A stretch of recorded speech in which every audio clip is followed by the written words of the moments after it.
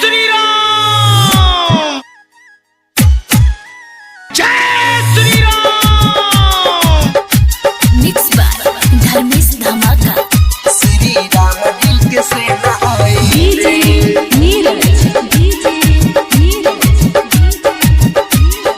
गद्यानी गद्यानी। श्री राम दिल के सेना आई रे, नाही फूट वाला ढेला होई रे, सब साथ बन केला होई रे, बाटे के ना डर हवे मथुरा हमार घर, श्री राम जी के सेना होई रे, बाटे के ना डर बेला बनिया हमार घर, श्री राम जी के सेना होई रे, नाही फूटे वाला ढेला होई रे, सब साथ बन केला होई रे, बाटे के ना डर हवे मथुरा हमार घर, श्री राम जी के सेना होई रे, बाटे के ना डर बेला बनिया हमार घर, श्री राम जी के सेना होई रे। डीजे नीरज, डीजे नीरज, श्री राम जी के सेना होई रे, सेना होई रे। गावे गावे जुलूस देखो होत जाता हो, राम श्री राम जी के झंडा लहराता हो, जय श्री राम।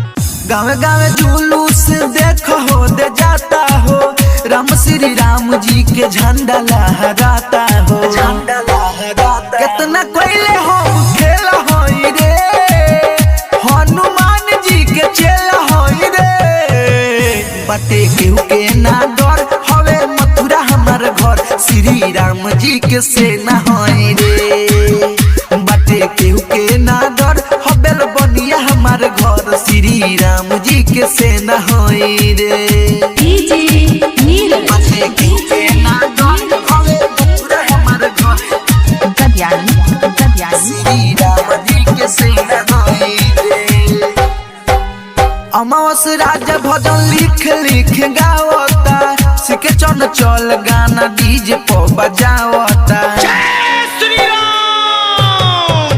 अमावस राजा भजन लिख लिख गावता, राइटर अमरेश डीजे पर बजावता, डीजे पर बजावता। कोनो बात ना बुझेला होई रे, खाली राम नाम सुझेला होई रे, बाटे के ना डर हवे मथुरा हमार घर, श्री राम जी के सेना होई रे, बाटे के ना डर हबेल बनिया हमार घर, श्री राम जी के सेना होई रे।